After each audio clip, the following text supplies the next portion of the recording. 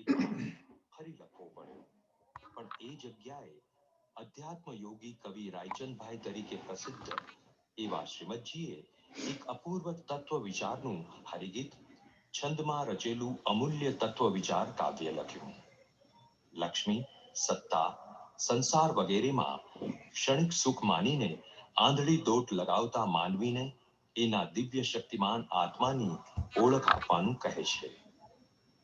દુર્લભ મનુષ્ય ભાવ પામેલા માનવીને આત્મિક જ્ઞાનના પથ પર સમદ્રષ્ટિ સાધીને ચાલવા પ્રેરતા આ કાવ્યમાં કવિતાની સાહજિકતા, તત્વજ્ઞાનનું ઊંડાણ અને જીવન વિશેનો અમૂલ્ય તત્વ વિચાર કેવી છટા અને કેટલી બધી માર્મિકતાથી પ્રગટ થયો છે.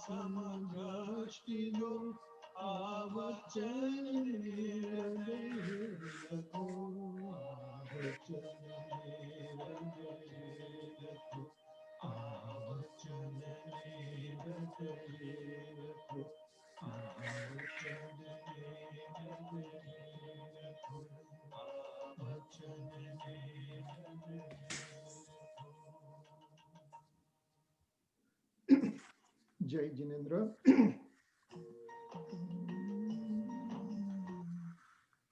Today is November 16, 2020, Monday, and we are gathered over here to continue our Atmasiddhi class. Before we start the class, आज का दिन है नया नया नया वर्ष का प्रथम दिन है। तो इस नूतन वर्षाभिनंदन के दिन पर हम आप सबसे अभिनंदन देते हैं और आप सबको भी ये नया 2077 का नया साल आपको भी आध्यात्मिक प्रगति में बहुत सा उपयोगी हो सके, ऐसी भावना से और शीघ्र आप सबको सम्यक दर्शन की प्राप्ति हो।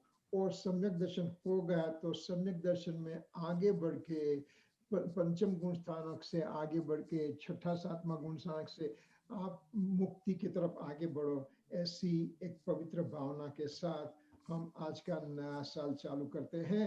तो नया साल के प्रथम दिन के अंदर हमारी जो प्रथम सभा है, तो ये प्रथम सभा के अंदर आज हम देखेंगे आत्मसिद्धि के अंदर। तो कल का दिन था महावीर निर्वाण कल्याणक दिन।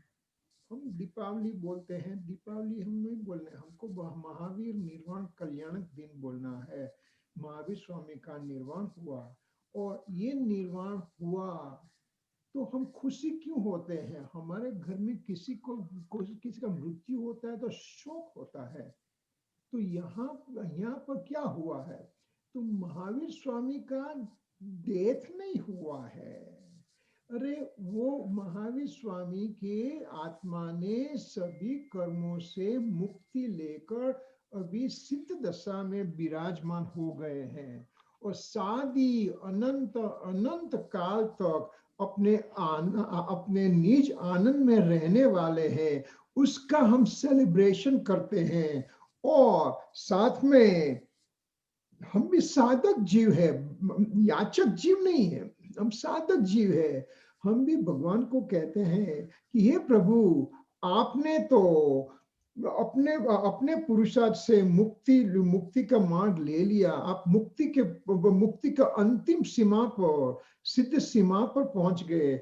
हम भी हमारा प्रयत्न आपके बताए हुए रास्ते पर चलकर हम भी आप जैसे बनेंगे, ऐसी हम भावना करते हैं। इस तरह से हम दीपावली को मनाते हैं और नए साल को दीपावली के शाम के टाइम पर गौतम गंधर का भी केवल ज्ञान हुआ। तो ये केवल ज्ञान कल्याणक के भी हम केवल ज्ञान की भी हम उत्सव के रूप में मनाते हैं। तो दो चीज हमारे लिए दिवाली के दिन बनी है, भगवान का निर्वाण और गौतम गंधर का केवल ज्ञान। तो इस तरह से ये दोनों दिन हमारे लिए बहुत इम्पोर्टेंट है। तो आज के शुभ अवसर पर भी हम आत्मसिद्धि का पारायण करते हैं, आत्मसिद्धि का स्वाध्याय करते हैं। तो ये श्रीमद जी भी महावीर स्वामी के अंतेवासी थे और वहां पर भी उन्होंने लिखा है कि हमारे प्रयत्न का तो कचास होने से हमको फिर से यहाँ जन्म लेना पड़ा। देखो ये ज्ञानी पुरुषों की कितनी व्यथा है कि जन्म लेना पड़ता है तो भी उनको व्यथा होती है। हाँ, उनका जन्म हमारे लिए तो बहुत उपकारी हो गया है, मगर वो व्यथा प्रकट करते हैं कि हमारा पुरुषार्थ, जब महावीर के शासन में हम महावीर के समोसन में बैठे हैं और हमारा पुरुषार्थ इतना नहीं जगा, इतना उत्कृष्ट नहीं हुआ, तो हमको ये जन्म फिर से लेना पड़ा। हमारा तो धन्य भाग्य है कि ये हमारे लिए ऐसे संत पुरुष हमारे सामने रहे और हमको मार्गदर्शन देते गए, और ये आत्म सिद्धि के माध्यम से हम भी आत्मा की सिद्धि की ओर आगे बढ़ेंगे। ऐसी भावना के साथ आज का क्लास हम चालू करते हैं। तो पहले जहां पर थे वहां से हम चालू करते हैं।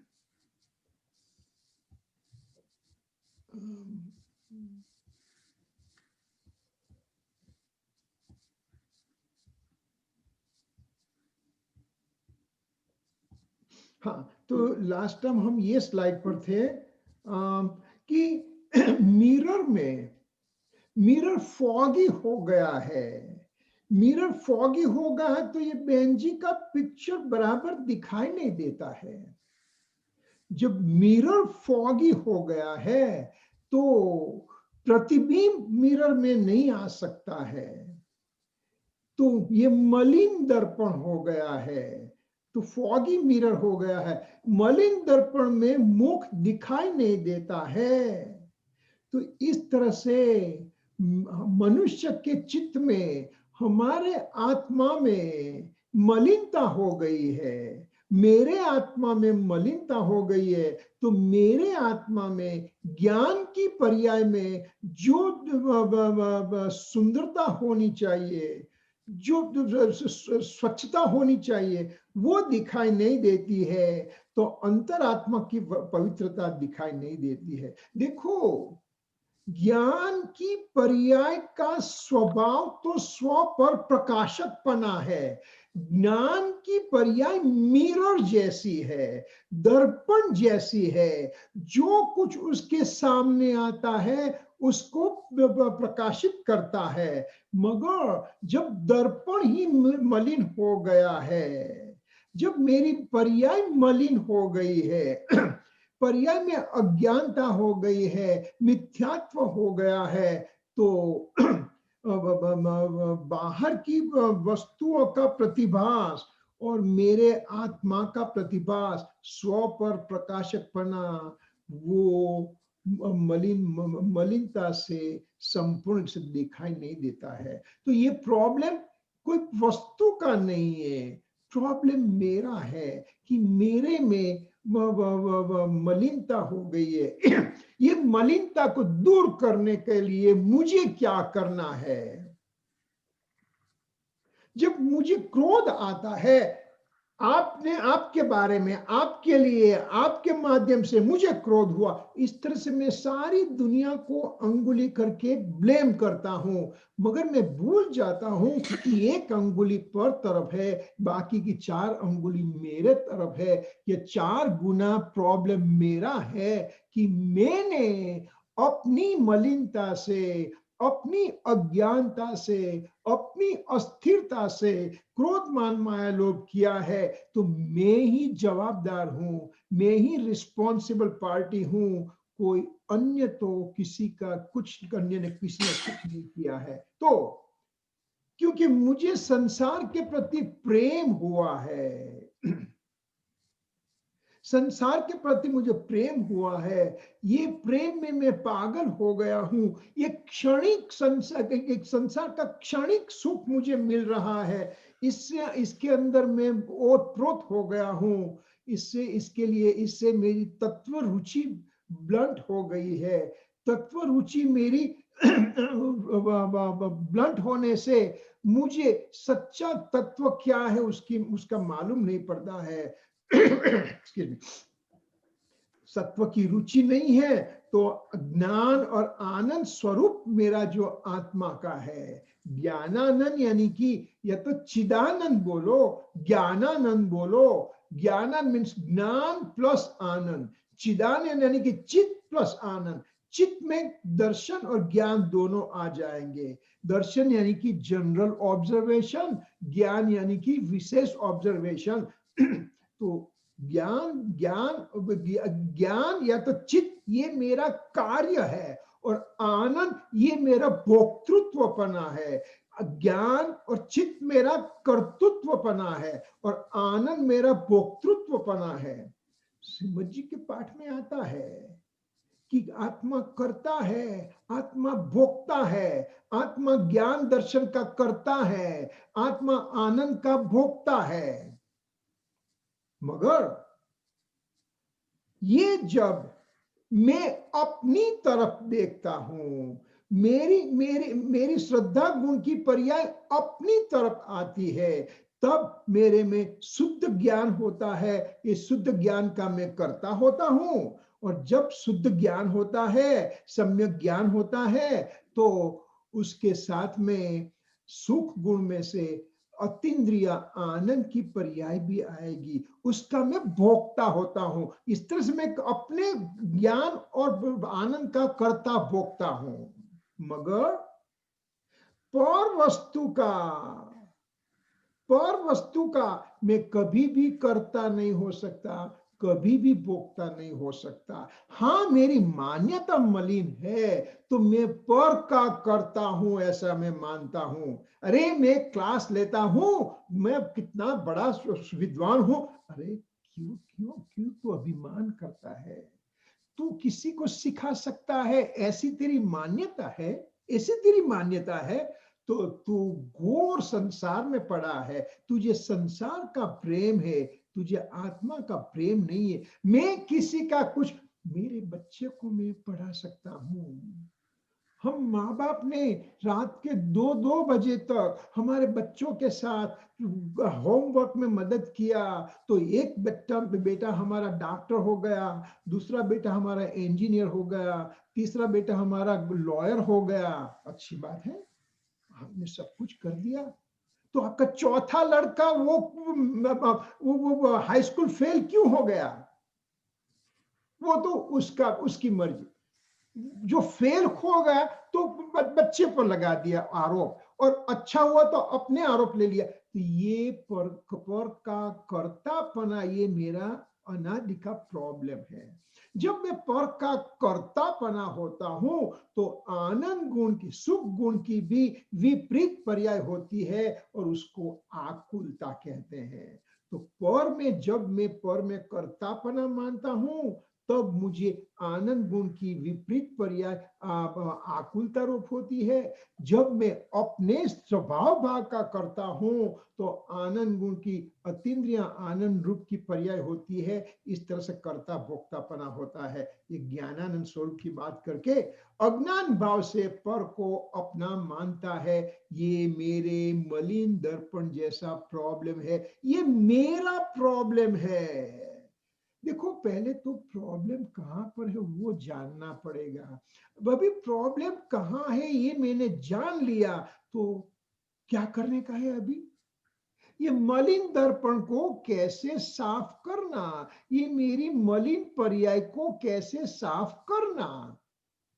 तो पहले तो जब आप डॉक्टर के पास जाते हो, तो पहले डायग्नोसिस होता है कि तेरा प्रॉब्लम क्या है। आपने बोला मुझे में जुकाम हुआ है, मुझे में कुछ खांसी हो रही है, मुझे बुखार आ रहा है, मेरे में टेस्ट अभी नहीं है, तो डॉक्टर बोलेगा ये कोविड लगता है। तो अपने सिम्टम से जो डायग्नोसिस करते हैं, इस तरह से तू अपना डॉक्टर बन जा, और जस्ट फाइंड इट आउट कि मेरे में क्या प्रॉब्लम है। मेरे में अज्ञानता है, मेरे में तत्व रुचि नहीं है, मेरे में संसार का प्रेम है। इस तरह से मेरा दर्पण मलिन है। तो ये सबको निकालना, ये निकालने का प्रयत्न अभी मैं चालू करूंगा। अभ्यंतर त्याग के बिना बाह्य त्याग मुक्ति साधना में विफल है। अभी ये त्याग विराग की बात चलती है। तू बाहर का त्याग करता है, मगर अभ्यंतर त्याग जब तक नहीं होता है, तो तेरी साधना सफल नहीं होती है। ये अभ्यंतर त्याग क्या होता है? हमने तो शास्त्र में जो कुछ बताया, चरना योग के शास्त्र में जो कुछ बताया, इस तरह से हमने बाह्य त्याग कर दिया है। कोई बाह्य प्रवृत्ति में हम मग्न नहीं है, हमको कोई अच्छा लगता नहीं है, हम घर में बैठे रहते हैं। मगर तेरे में अभ्यंतर त्याग हुआ है कि नहीं? अभ्यंतर त्याग क्या होता है? तो अभ्यंतर त्याग 14 प्रकार का होता है, जो हमने पहले बताया था। फिर से साथ में ले लेते हैं। अभ्यंतर यानी कि अभ्यंतर त्याग यानी कि मिथ्यात्व, क्रोध, मान, माया, लोभ, ऐसे 5 हो गए। और 9 कषाय, हास्य, रति, अरति, भय, जुगुप्सा, शोक, पुरुष वेश, स्त्री वेश, नपुंसक वेश, ऐसे 9 कषाय। ऐसे 9 प्लस 5 14 वस्तु जो मेरे में कम हुआ है, जो मेरे में अनादि से भरा पड़ा था, अभी कम हुआ है। तो बाह्य त्याग जो होता है उसके साथ साथ में ये भी होना चाहिए, तो ही मेरी मुक्ति में साधना में मुक्ति साधना में सफलता आएगी। भावना की विशुद्धि अर्थ है, यानी कि अभ्यंतर त्याग की विशुद्धि अर्थ है। अभ्यंतर त्याग करने के लिए बाह्य परित्याग का त्याग करना जरूरी है, मगर सेंटर में ये लेना पड़ेगा, अभ्यंतर त्याग को हमको मुख्य करना पड़ेगा।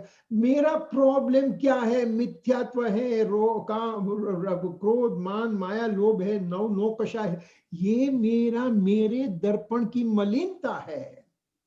ऐसा जानने के बाद में मुझे मेरे अभ्यंतर ये मलिनता को दूर करना है, तो तेरी बाह्य प्रवृत्ति से थोड़ा बाह्य प्रवृत्ति का त्याग ये उसमें मदद करने वाला है।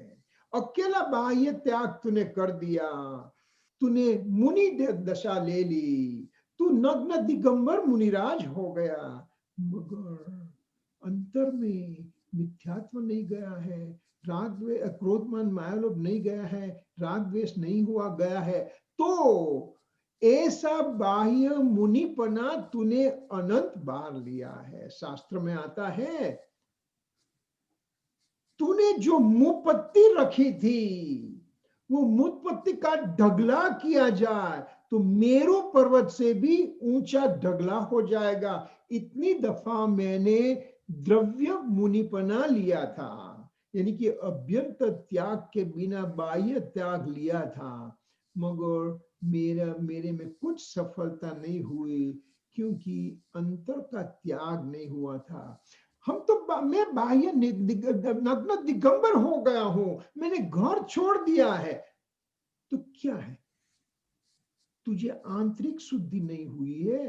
तो जो जानवर भी है, पशु भी है, वो भी कपड़े नहीं पहनते हैं, वो नग्न दिगंबर है, तो क्या उनको भी मुक्ति हो जानी चाहिए?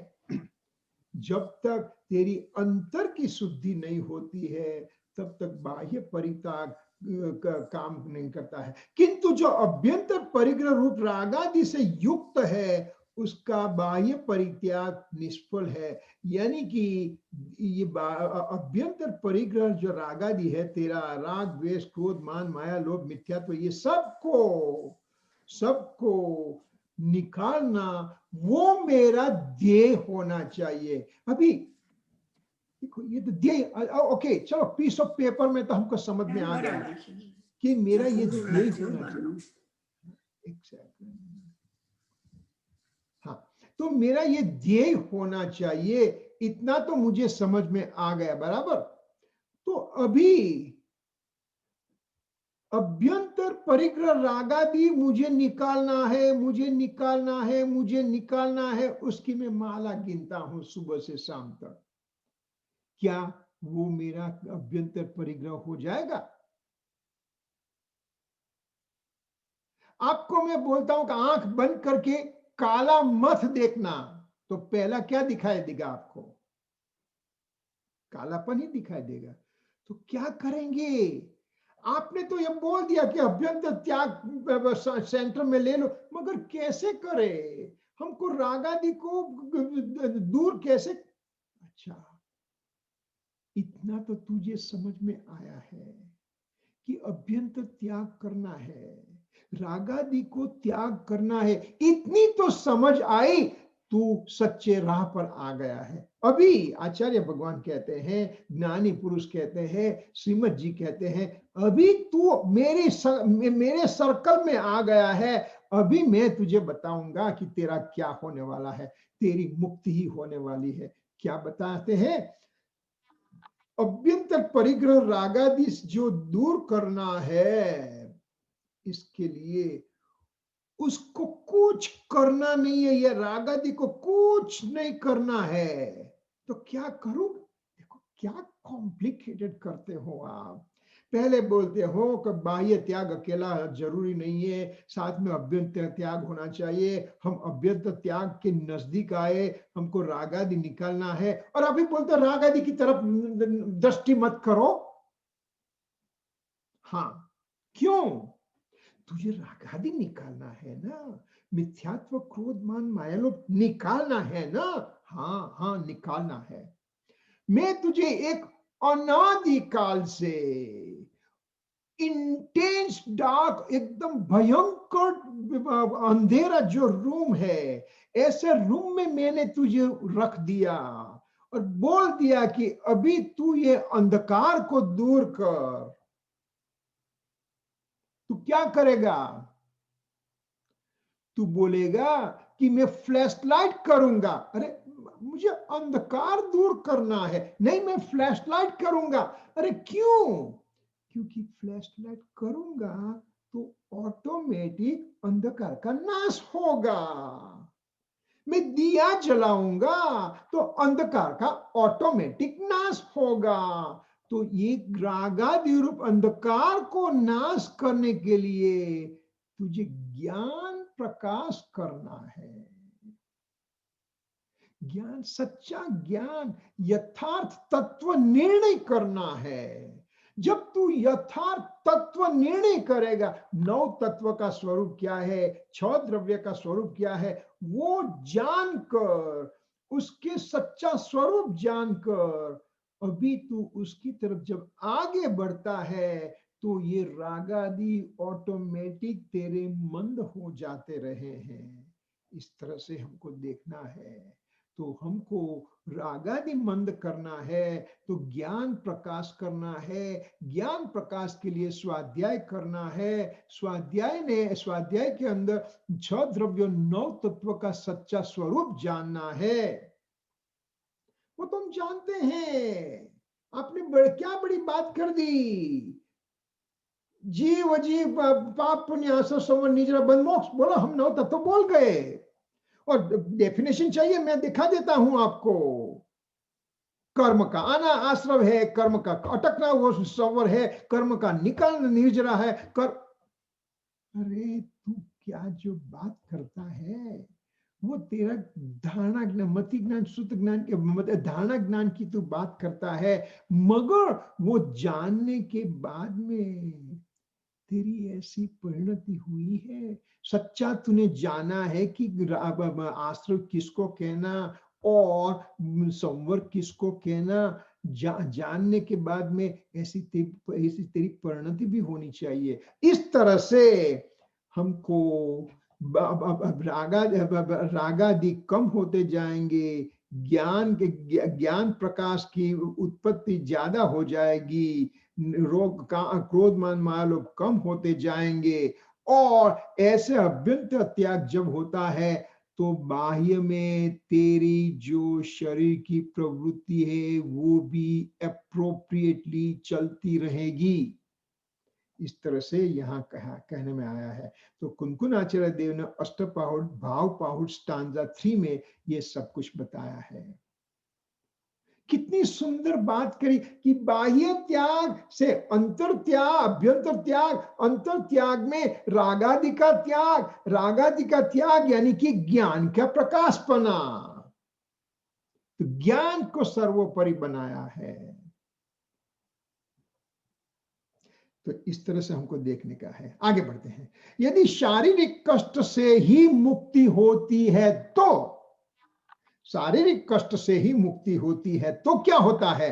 तो तिर्यंत मात्र अच्छे हैं, क्योंकि वो शारीरिक कष्ट सहन करते हैं। वो जो गधा है बेचारा कुम्हार का डंडा भी खाता है, और उसके लिए वो मट्टी भी लेके आता है, भार वहन करता है, धूप में घूमते हैं, वो जो तीव्र प्रहार सहन करते हैं। ऐसी बैलगाड़ी जो सब कुछ लेके चलते हैं, तो शारीरिक कष्ट तो उनको भी है। तो वो उससे मुक्ति होती तो चलो, मैं कल तो मरने के बाद में स्वर्ग में जाने की बात और मोक्ष जाने की बात नहीं, मगर मैं तो बस बैल बनेगा, बस मैं तो बैल बनूंगा। क्या ऐसा तुझे करना है? अकेले शारीरिक कष्ट से नहीं होगा, मगर जब तेरे में आंतरिक शुद्धि होती है, तो बाहर में ये शारीरिक प्रक्रिया ऑटोमेटिक बनती जाती है, निमित्त नैमित्तिक संबंध से। शारीरिक कष्ट की बात आई, आज मैंने उपवास किया है, ख्याल है ना आपको, मैंने उपवास किया है, घर वालों के सबको बता दिया, सब फेसबुक पर बता दिया, व्हाट्सएप पर सबको बता दिया। अरे तूने एक उपवास किया है, 8 उपवास किया है, इसमें तू बड़ी बड़ी मान्यता मानता है कि तूने अच्छा किया है। अकेला उपवास ऐसे करना नहीं, मगर उसके साथ तेरे में आंतरिक शुद्धि हुई, आंतरिक परिणमन हुआ, तूने स्वाध्याय करके अपनी प्रगति करी, तो ये तेरा शारीरिक कष्ट वो उपकारी रहेगा, तेरे लिए जो निमित्त के रूप में उपकारी रहेगा। मगर जब तूने आंतरिक परिस्थिति का संतुलन नहीं किया है, और तूने क्रोध मान माया लोभ से ये सब कुछ किया है, अरे आज मैंने उपवास किया, मेरे जैन सेंटर में मेरी प्रसिद्धि हो जाएगी, तो कितनी बड़ी बात, मैं आपके सारे समाज के सामने मेरी, अरे ये क्या बात है यार, ऐसा ऐसा कर, तू देखो शास्त्र में तू कुछ भी करता है उसमें उसको ना नहीं, मगर तेरी मान्यता क्या है, मान्यता जो बदलनी है। यदि त्याग भय और लोभ प्रेरित होता है तो त्याग असार है। तूने त्याग किया है, भय से त्याग किया है। अरे तू पर्यूषण में उपवास नहीं करेगा, तू नरक में जाएगा। चलो चलो उपवास करेंगे, उपवास करेंगे, तो तूने त्याग भय से किया है। अरे मैं तो गरीब हूं, मुझे खाना पीना मिलता नहीं है, चलो हम साधु हो जाते हैं, तो साधु हो जाता है, खाने पीने की तो जरूरत नहीं, खाने पीने का तो प्रॉब्लम नहीं रहता है। इस तरह से तो लोभ से त्याग करता है, तो ये त्याग असार है। सांसारिक दुख दूर करने की वृत्ति से उद्भवित किया तात्विक धर्म रूप नहीं है। ये त्याग और लोभ, ये त्याग तूने भय और लोभ प्रेरित किया है, तो सांसारिक दुख दूर करने की वृत्ति से ये किया है, तो ये तात्विक धर्म नहीं है। उसके अव्यक्त रूप में आर्त्र ध्यान पड़ा है, तो तेरे में आर्त्र ध्यान रूपी पाप पड़ा है। तुझे ख्याल रखना पड़ेगा कि ये सब मेरे में आर्त्र ध्यान पड़ा है। आर्त्र ध्यान किसको कहेंगे? देखो ये शब्द आएंगे ऐसे हम चल पड़ेंगे तो कार्य नहीं होगा। आर्त्र ध्यान का स्वरूप हमको समझना पड़ेगा। श्रीमद जी ने मोक्षमाला में 108 चैप्टर में ये ध्यान का चैप्टर 3 और 4 चैप्टर्स है, आपको पढ़ना। सुंदर रीत से उन्होंने बताया है कि आर्द्र ध्यान 4 प्रकार का होता है: आर्द्र ध्यान, रौद्र ध्यान, धर्म ध्यान और अब शुक्ल ध्यान। आर्द्र ध्यान मिथ्यात्व अवस्था में जो कुछ होता है उसको आर्द्र ध्यान ही कहेंगे। ये शास्त्र की तत्वार्थ सूत्र की परिभाषा में आया है। हाँ, मैं सुबह में बैठ के मेडिटेशन करता हूं, अरे कोई वो ध्यान नहीं होता है, उसको आर्द्र ध्यान नाम दिया गया है। मैं 1-1 घंटा बैठा हूं तो भी आप मेरे ध्यान को तुचकार का ठुकराते हो। देखो भैया, तू कुछ भी कर, उसको हमको उसका प्रॉब्लम नहीं है, मगर तू ऐसा मानेगा कि ये ध्यान करने से मेरी आत्मा की उन्नति होती है, तो तू प्रथम गुण स्थानक में है। जब तू प्रथम गुण स्थानक में है तो तेरा आर्त्र ध्यान ही रहेगा। कोई भी ध्यान है, आर्त्र ध्यान ही रहेगा। इष्ट की प्राप्ति, अनिष्ट इष्ट की अप्राप्ति, अनिष्ट की प्राप्ति, वेदना और नियाणु, ऐसा ऐसे 4 प्रकार के आर्थ ध्यान होते हैं। मुझे इष्ट की प्राप्ति, मेरे में इष्ट नहीं है, उसकी प्राप्ति के लिए मैं कुछ करता हूँ। मेरे में अनिष्ट है, उसको दूर करने के लिए मैं प्रयत्न करता हूँ। मुझे वेदना होती है, तो जब वेदना होती, आपको सर दर्द होता है, चलो, और आपका मनपसंद खाना बनाया गया है, क्या करेंगे आप? खाने को कितना एंजॉय करेंगे? आपको सिवियर सर दर्द, बेली में, पेट में दर्द हो रहा है, और आपको जो मूवी देखने का था वो मूवी अभी टीवी पर आ रहा है, किस तरह से आप देखेंगे वो? तो ये वेदना का भी वो ध्यान रहता है, आर्द्र ध्यान। और मेरे में पर भव में मुझे अच्छा मिलेगा, मुझे स्वर्ग का सुख मिलेगा, इस तरह से, ऐसी भावना से, जब जो तुझ कुछ क्रिया करता है, फल की आशा रख के जो क्रिया करता है, तो उसको निदान जन्य आर्द्र ध्यान कहते हैं। तो ऐसे आर्द्र, तो ध्यान कर, उसको चिंतन कहते हैं शास्त्र में, उसको ध्यान शब्द नहीं दिया गया है। यानी कि तू चिंतन करता है, चिंतन कर सकता है, उसमें कोई फर्क नहीं, उसमें कोई हर्जा नहीं है, उसमें ना नहीं कहा गया। मगर ऐसे तू मानता है कि मैं मेडिटेशन करता हूँ, मैं ध्यान करता हूँ, मैं आत्म ध्यान करता हूँ, मुझे आत्मा की नजदीक, प्राप्ति के नजदीक में आ गया हूँ, ऐसी तेरी जो मान्यता है, ये मिथ्या मान्यता है। मान्यता, मान्यता, मान्यता के ऊपर ही जोर दिया गया है यहाँ पर। तू क्या करता है, क्या नहीं करता है, वो इंपॉर्टेंट नहीं है, मगर तेरी मान्यता क्या है, वो इंपॉर्टेंट है। तो और आर्थ ध्यान की बात करके, आगामी भव में भोगों की वांछा से निदान जन्य आर्थ ध्यान है। मैं त्याग करूंगा, भय से या तो लोभ से त्याग करूंगा, तो मुझे आगामी भव में भोग मिलेगा, स्वर्ग का सुख मिलेगा। ऐसी वांछा करना वो निदान जन्य आर्थ ध्यान है। ये कर्म बंधन का कारण है। यानी कि तेरी मिथ्या मान्यता पर प्रहार किया गया। फिर से एक एक ध्यान रखना, जो कुछ कहा जाता है इसमें तू कोई भी प्रवृत्ति तू करता है, इसमें कोई प्रॉब्लम नहीं है। तुझे जो अच्छा लगे वो कर, दया दान व्रत तप जप भक्ति स्वाध्याय सब कुछ करो, मगर तेरा तेरी मान्यता क्या है? ये दया दान व्रत तप जप भक्ति स्वाध्याय से मेरी मुक्ति हो जाएगी, ऐसी जो तेरी मान्यता होगी, तो ये मान्यता मिथ्या मान्यता है, मिथ्या मान्यता है। करना उसका ना नहीं कहा है, मगर उसके पीछे तेरी मान्यता का प्रहार किया गया है। देखो, बैंक के टेलर पर जो बहन जी काम करती है, वो सुबह से शाम तक मिलियंस ऑफ डॉलर का गिनती करती है। उसमें कितनी भूल उसने करी? 30 साल से नौकरी किया है, एक पैसे का भी मिस्टेक अभी तक नहीं हुआ है।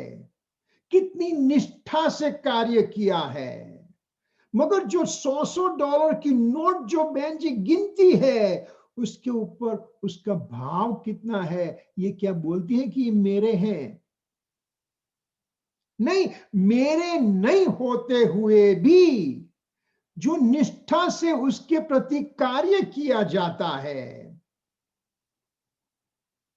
जो दाव माता होती है, राजकुमार को दूध पिलाती है, उसको उसके प्रति अपनापन कितना है। बाहर से सब कुछ प्रेम दिखाएगी, मगर अंदर से अपनापन कितना है। एक वज्र दीवाल है, ये मेरा नहीं है। और शाम को रात को जाके अपने बच्चे को दूध पिलाती है, तब ये अपनापन वहां पर होता है। इस तरह से तू कार्य कुछ भी कर, मगर अंदर से तेरी मान्यता में आ गया कि ये सब कुछ मेरी मान्यता मिथ्या मान्यता है। जब इतना तू जानेगा तो ये तभी तेरी सभी क्रिया भविष्य में सफलता के रूप में कही जाएगी। तो इस तरह से तुझे मान्यता मान्यता मान्यता, इसलिए तो तत्वात् सूत्र के पहले अध्याय में पहले सूत्र में सम्यक दर्शन ज्ञान चारित्राणी ही मोक्ष मार्ग कहा है। सम्यक दर्शन, उसके साथ सम्यक ज्ञान, एक सिक्के की दो पहलू बताई गई है, और बाद में सम्यक चारित्र की बात आती है। तो पहले तू सच्ची बात समझ ले, सच्ची बात तू मान ले। ये मान्यता तुझे दृढ़ हो जाएगी तो सम्यक दर्शन तेरी नजदीक में है। तो इस तरह से हमको ख्याल रखने का। यह लौकिक भौतिक लाभ और पारलौकिक ऐश्वर्य आदि की तृष्णा का चिन्ह है।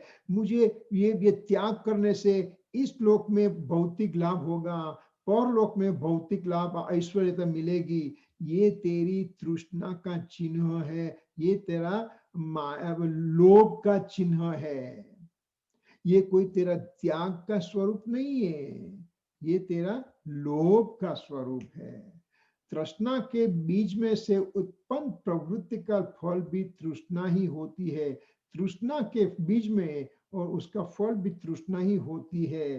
तो मन की स्थिति स्थिरता या विशुद्धि के बिना, यानी कि मन की स्थिरता और विशुद्धि, ये सेंट्रल पॉइंट है तेरे लिए। मन की विशुद्धि कैसे करना, यानी कि पहले मैं कौन हूं। आज ही स्तवन में आया था जब श्री शिवजी ने कहा, हूँ कोण छू क्या थी थयो सु स्वरूप छे मारू खरू कोना सबंदे वळगणा राखू के परिहरू। यानी कि मेरी मन की स्थिरता और विशुद्धता, मेरा सच्चा स्वरूप क्या है, वो जब मुझे ख्याल में आ जाता है तो लोक भय और लोक संज्ञा के चारित्र को मुनि नहीं कहते हैं। तो ये मन की स्थिरता विशुद्धता होनी चाहिए। इस तरह से हमको बताकर, तो क्या हमको त्याग नहीं करना चाहिए? इतना आपने बस लेक्चर दे दिया तो हमने तो त्याग करना छोड़ दिया। भैया तू दो ही चीज कर सकता है। शुभ भाव कर सकता है मिथ्यात्व अवस्था में, या तो अशुभ भाव कर सकता है मिथ्यात्व अवस्था में।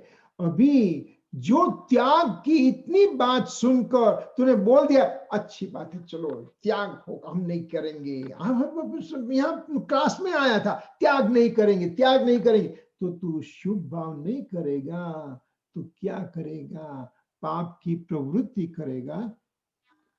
तुझे कोई भी शास्त्र, कोई भी तीर्थंकर भगवान, कोई भी मुनिराज, कोई भी ज्ञानी पुरुष तुझे शुभ भाव को जब मना करके अशुभ कर ऐसा उपदेश देंगे तुझे?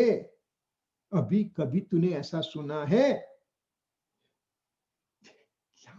क्या एक तो हम त्याग करते हैं तो आप बोलते हैं त्याग नहीं करना, बाह्य त्याग अंतरंग के बिना काम नहीं करता है। और अंतरंग में हम आते हैं तो अंतरंग में आए तो बोले कि राग द्वेष तू दूर नहीं कर सकता है, तो हम बोला क्या करना? बोला तू ज्ञान कर, तो हम ज्ञान की बात करते हैं। तो हमें बाह्य त्याग करना कि नहीं, ये मेरा सेंट्रल क्वेश्चन हुआ है कि मुझे बाह्य त्याग करना कि नहीं। त्याग नहीं करना ऐसा तो कहीं पर नहीं कहा गया है। त्याग नहीं करना, तुझे रेड लाइट बताई गई है, मगर नहीं करना ऐसा नहीं बताया है तुझे। त्याग के ऊपर तुझे रेड लाइट बताकर बताया कि तुझे आंतरिक त्याग भी तेरे साथ होना चाहिए। आंतरिक त्याग में तू आया तो वहां पर बता कि आंतरिक त्याग करने के लिए तुझे ज्ञान प्रकाश करना चाहिए। तो इस तरह से रेड लाइट तुझे बताई गई है। कहां पर भी तू ऐसा मत करना, ऐसा नहीं कहा, ये मान्यता की बात चल रही है। तो त्याग का फल मोक्ष और त्याग का संसार, यानी कि तू त्याग करेगा, त्याग करेगा। कौन सा त्याग? बाह्य त्याग। अंतरंग त्याग के साथ बाह्य त्याग जो तू करेगा तो परंपरा से तुझे मोक्ष मिलने वाला है। और तू त्याग कुछ नहीं करता है तो तेरा अनंत संसार तेरा चालू रहेगा, जो अनादि से चालू आता है। और अभी भी इतने जानने के बाद में भी तू अनंत संसार की प्रवृत्ति बढ़ाएगा। जैसे सिगरेट पैक पर जो लिखा है कि सिगरेट से कैंसर होता है, तो भी तू सिगरेट पीता है, ये तेरा मूर्खपना है। यानी कि त्याग नहीं करना ऐसा नहीं कर, मगर त्याग का सच्चा स्वरूप तू जान ले, और बाद में तू जो भी एक भी स्टेप लेगा वो सच्चे रास्ते पर ही आएगा। देखो, एक आपको मैं बात करने वाला हूं जो आपको थोड़ी सी शॉक जैसे लगेगी, मगर मैं समय सार का रेफरेंस देके, समय सार ग्रंथ का रेफरेंस देके आपको बताने वाला हूं कि कौन सी गाथा की मैं बात करता हूं।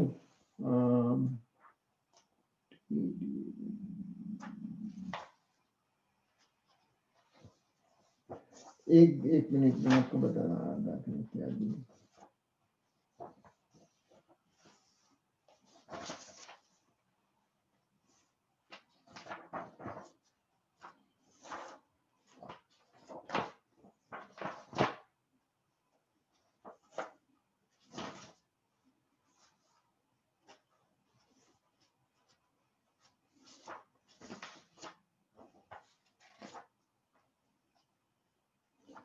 एक समय सार की गाथा है।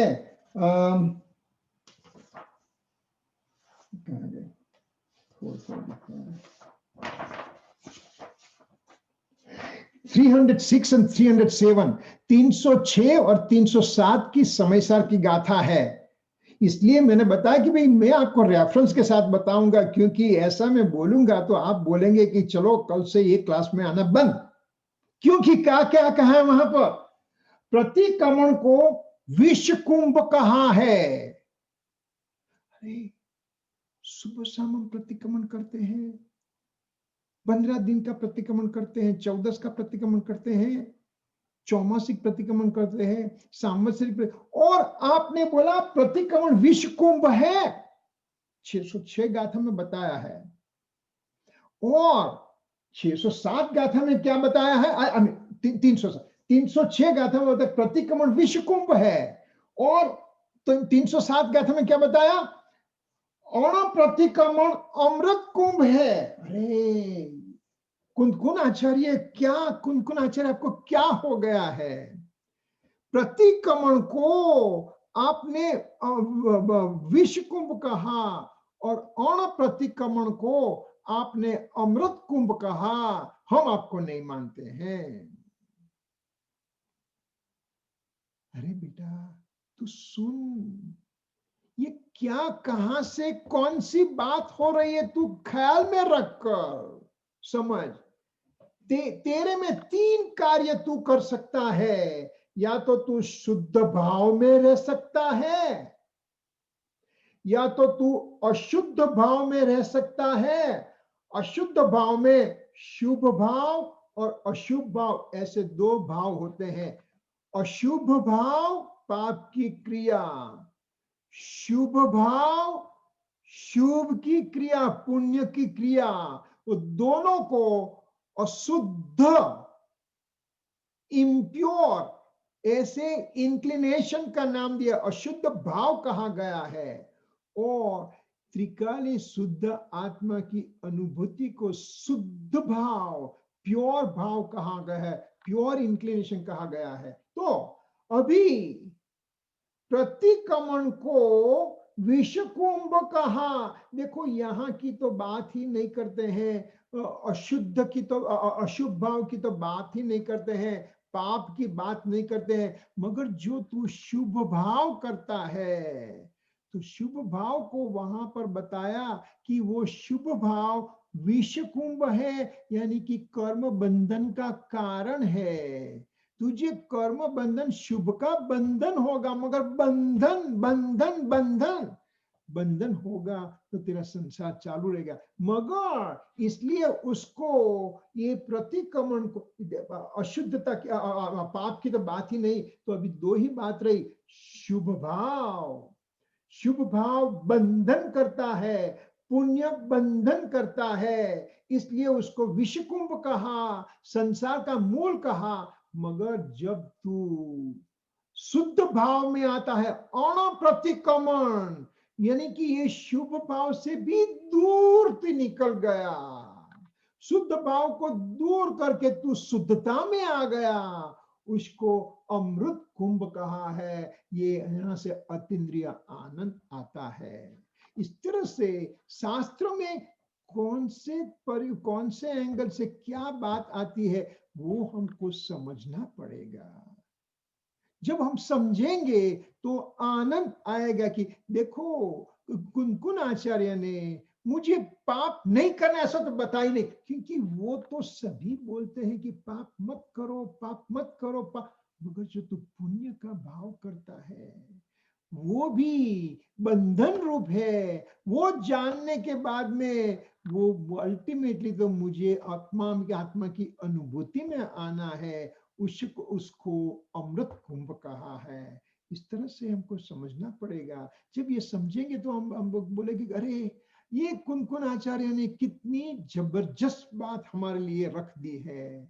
ऐसे मुनिवरों ने, ऐसे ज्ञानी पुरुषों ने हमारे लिए कितनी अच्छी बात हमको बताई है। और ये सुनकर भी जब मैं आगे नहीं बढ़ सकता हूं तो ये मेरा प्रॉब्लम है, कोई ज्ञानी पुरुष का प्रॉब्लम नहीं है। जीव ने कभी भी पर वस्तु का ग्रहण नहीं किया है तो त्याग किसका? आत्मा में किसी का ग्रहण होता नहीं है तो त्याग किस तरह से होगा, अगली स्लाइड में देखेंगे। गंभीरता से सोचना, त्याग पर वस्तु का या तो मिथ्यात्व का, किसका तू त्याग करेगा? पर वस्तु का त्याग करता है या तो मिथ्यात्व का त्याग करता है?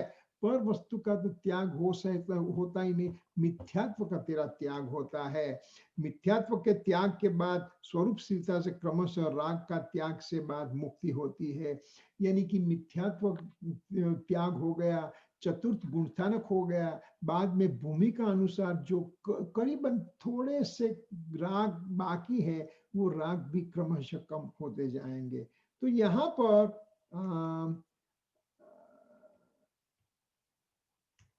एक मिनट, हाँ, ये जो जो यहाँ आत्मा में त्याग ग्रहण नहीं तो त्याग किसका? ये आत्मा को हम एक क्यूब के रूप में देखते हैं, अभी आत्मा को क्यूब के रूप में देखते हैं। तो क्या आया है इसमें? तो 3 लंबाई, चौड़ाई और ऊंचाई, इससे उसका घनफल निकलता है। तो लंबाई के जो लंबाई, चौड़ाई, ऊंचाई से घनफल निकलता है, यानी कि ये ब्लॉक सॉलिड हो जाता है, इसमें कोई अंदर आ नहीं सकता है। इस तरह से आत्मा में लंबाई की जगह पर अनादि अनंत समय रख दो। जैसे हमने बताया आंख के पलकारे में असंख्यात समय हुए, ऐसे अनंत अनंत अनंत अनंत समय पसार हो गए और अनंता अनंत समय अभी फ्यूचर में आने वाले हैं। ऐसे अनंत समय को लंबाई पर ले ली, चौड़ाई पर आत्मा के असंख्यात प्रदेश ले लिए और ऊंचाई में आत्मा के अनंत गुण ले लिए। तो अनंत गुण, अनादि अनंत समय, असंख्य प्रदेश, लंबाई, चौड़ाई, ऊंचाई, तीनों की गिनती कर से ये सॉलिड हो गया। ये आत्मा इतना सॉलिड है, इतना सॉलिड है कि उसमें गुरुदेव सिद्धांत जी स्वामी कहते थे कि विंटर में जो घी जम जाता है, इतना सॉलिड जम जाता है कि आप वो चमची लेकर अंदर जाने का प्रयत्न करते हो, चम्मच टेढ़ी हो जाएगी मगर वो घी में अंदर नहीं जा सके, कितनी इतना सॉलिड हो गया। ये आत्मा इतना सॉलिड है अपने अब शुद्ध अनंत गुण से, अनादि अनंत समय से, असंख्यात प्रदेश में ये सब गुण देखो, असंख्यात प्रदेश है मेरे में और गुण मेरे में अनंत है। असंख्यात प्रदेश में अनंत गुण, असंख्यात प्रदेश और अनंत गुण, तो कितनी उसमें गिरदी हो जाएगी। जैसे गर्मी के मौसम में हम सब बैठे हैं ट्रेन में, ना इंडिया की ट्रेन में, गर्मी के मौसम में वेकेशन में जब ट्रेन में जाते हैं, कितनी छोटी जगह है और कितने पैसेंजर्स रहते हैं।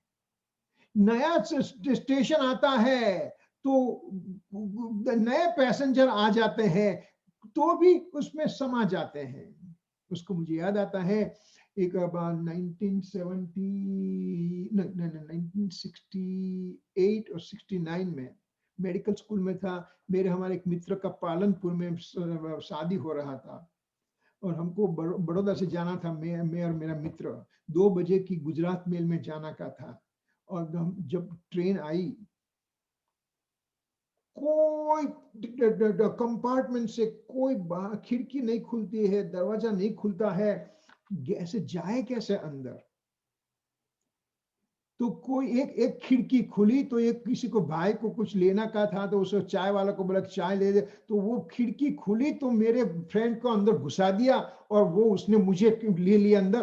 तो ये इतनी गिरदी थी तो भी हम 2 वहां समा गए।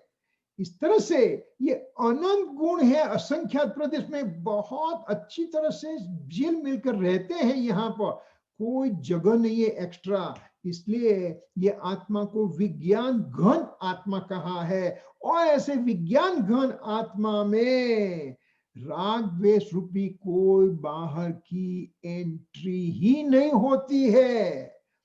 दो राग द्वेष की एंट्री नहीं होती है, पर पदार्थ की एंट्री नहीं होती है, तो पर पदार्थ को मैं क्या छोड़ूं।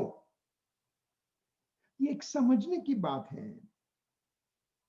आज मैंने तय कर दिया मैं जमीकंद नहीं खाने वाला हूं, मैंने जमीकंद का त्याग किया। कब तेने जमीकंद को एक्सेप्ट किया था वो मुझे बता दे तू। तेरे में आप विज्ञान घन आत्मा में ये जमीकंद का एंट्री नहीं हुआ था तो उसकी एग्जिट कैसे होगी। इस तरह से यहां पर ये स्लाइड में ये बताया हमको कि त्याग पर जीव ने कभी पर वस्तु का ग्रहण नहीं किया तो त्याग किसका करेगा। आत्मा में, शुद्ध आत्मा में कोई पर की एंट्री ही नहीं है तो मैं क्या किसका त्याग करूंगा। हाँ, पर वस्तु का तो मेरे में एंट्री नहीं, मगर मेरे में जो भाव होता है मिथ्यात्व का, जो मैं वो मिथ्यात्व को मैं दूर कर सकता हूं। इस तरह से यहाँ बताया गया। बाद में कहते हैं नदी किनारे पर खड़ा हुआ मानवी की मान्यता ऐसी होती है कि मैंने पानी को ग्रहण किया, नहीं नहीं नहीं, मैंने पानी को छोड़ दिया। वास्तविक रूप से पानी को ग्रहण त्याग किया ही नहीं है, मिथ्या मान्यता है। यहां पर आदमी खड़ा है, मैंने पानी को छोड़ दिया, नहीं नहीं मैंने पानी को ग्रहण किया। अरे तूने क्या ग्रहण त्याग किया, वो पानी अपने से बह रहा है, तेरी मिथ्या मान्यता है। मिथ्या मान्यता, ये क्लास चालू हुआ तब से अभी तक मिथ्या मान्यता पर जोर दिया गया है। ये तेरी मान्यता बदलने है। तू क्रिया कुछ भी कर, हमको कुछ प्रॉब्लम नहीं है, ऐसा आचार्य भगवान कहते हैं, ज्ञानी पुरुष कहते हैं, श्रीमद जी कहते हैं। तू मान्यता को छोड़, मिथ्या मान्यता। मैं सच्चा, मेरा सच्चा स्वरूप क्या है, मेरे में मिथ्या मान्यता क्या है, वो तू समझ ले तो त्याग विराग तेरा अच्छा चालू हो गया। इस तरह से यहाँ पर बताकर हम आगे बढ़ते हैं कि विज्ञान घन आत्मा में राग द्वेष की भी एंट्री नहीं है तो दूसरे की एंट्री किस तरह से होगी। आत्मा के द्रव्य गुण कि द्रव्य गुण पर्याय में पर द्रव्य का प्रवेश नहीं है, वो हमने देख लिया। आत्मस्वरूप से भिन्न ऐसे स्त्री पुत्र धन आदि जीव ग्रहण त्याग नहीं कर सकता है। ये मेरी पत्नी है, ये मेरा पुत्र है, ये मेरा धन है, ऐसा कोई ग्रहण त्याग हो सकता ही नहीं है। मात्र उनके प्रति का हर्ष शोकादि भावों का ग्रहण त्याग है। और वो भी जैसे अगली स्लाइड में देखा, वो भी वो राग द्वेष का भी आत्मा में ग्रहण त्याग नहीं होता है, क्योंकि जगह ही नहीं है वहां पर। मगर फिर से मैं हर्ष शोक भाव ग्रहण त्याग करता हूं, पर वस्तु से, आत्मा से भिन्न ऐसी पर वस्तु का ग्रहण त्याग तो हो ही नहीं सकता है। और जो हर्ष शोकादि भाव है वो द्रव्य गुण में नहीं है, मात्र पर्याय में होता है, एक समय की पर्याय में होता है। सिद्ध भगवान और मेरे में क्या फर्क है? आज हम महावीर निर्वाण की बात कर रहे हैं, गौतम गंधर्व का केवल ज्ञान की बात कर रहे हैं। तो ऐसे पवित्र जीव, सिद्ध स्वरूप जो भगवान है, वो सिद्ध में और मेरे में क्या फर्क है? तो बोला कि सिद्ध के द्रव्य गुण और तेरे द्रव्य गुण में कोई फर्क नहीं है, एब्सोल्युटली सेम है। मात्र पर्याय में तेरे में अशुद्ध पर्याय है, सिद्ध की शुद्ध पर्याय है। एक समय की पर्याय का सिद्धत्व में और मेरे में अंतर है। तो ये एक समय की पर्याय का प्रॉब्लम है, और एक समय की पर्याय, आंख के पलकारे में असंख्यात पर्याय हो गई, ऐसी एक समय की पर्याय में मेरे में अशुद्धता है, सिद्ध भगवान में शुद्धता है। एक समय की पर्याय को जो मैं बदल डालूं तो मेरा कार्य हो गया, मैं यहां पर सिद्ध ही हो जा सकता हूं। आचार्य भगवान डिफिकल्ट बात करने के बाद में सरलता भी बताते हैं कि देख, एक समय की पर्याय का अंतर है, फासला है तेरे में और सिद्ध भगवान में। तो वो तुझे एक समय की, तू अनादि से मिथ्यात्व मिथ्यात्व में, उसकी बात मत छोड़ दे, अभी उसके बाद छोड़ दे तू। बस तू ज्ञान प्रकाश कर, तो अज्ञान अंधकार का नाश यहाँ पर इस समय, इस भव में, इस काल में हो सकता है। उसको हम सम्यक ज्ञान कहेंगे। और श्रीमद जी ने 6 पद्र के पद्र में कहा है कि वो सम्यक ज्ञान, वो श्रद्धा अपेक्षा से केवल ज्ञान है, इच्छा दशा से केवल ज्ञान है, मुख्य नई के हेतु से केवल ज्ञान है। यानी कि वो जो तुझे सम्यक दर्शन, सम्यक ज्ञान हुआ, वो केवल ज्ञान में परिणमित होने वाला ही है। तो एक समय की पर्याय का प्रॉब्लम है। अरे चल तू तैयार हो जा, इस तरह से आचार्य भगवान हमको प्रोत्साहित करते हैं। इसलिए आत्मा में उद्भवित राग द्वेष मोह का त्याग करने का है। यानी कि मेरे में शुद्ध पर्याय होगी तो ये राग द्वेष मोह का ऑटोमेटिक नाश हो जाएगा। जब ज्ञान प्रकाश होगा, अज्ञान अंधकार ऐसे भागेगा। ज्ञान प्रकाश होगा, मोह राग द्वेष रूपी अज्ञान अंधकार ऐसे ही निकल जाएगा। ऐसी दृष्टि ही सच्ची शुरुआत है। दृष्टि, दृष्टि, मान्यता, वो ही तेरी सच्ची शुरुआत है।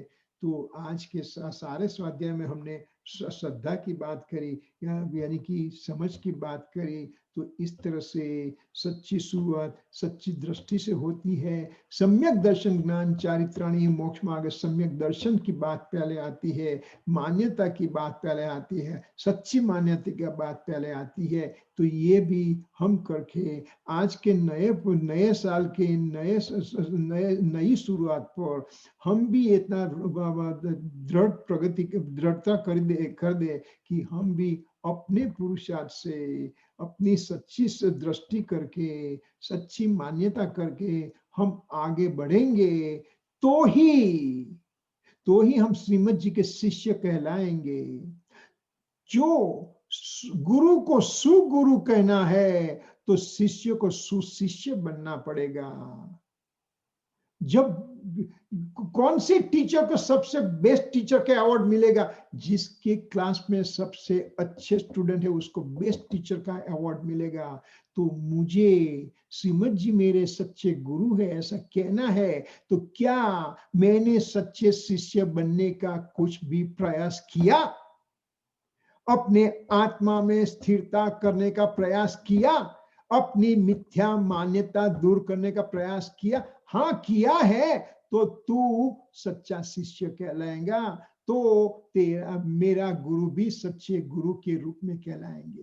तो इस तरह से यहाँ पर हम अपने कार्य में आगे बढ़े, ऐसी भावना से हम यहाँ पर विराम लेते हैं। कोई क्वेश्चन होता है तो लेते हैं, 1-2 मिनट के लिए, 2-3 मिनट लेते हैं। हाँ बोलो।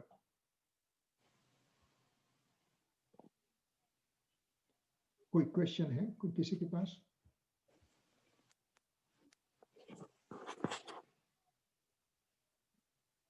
ओके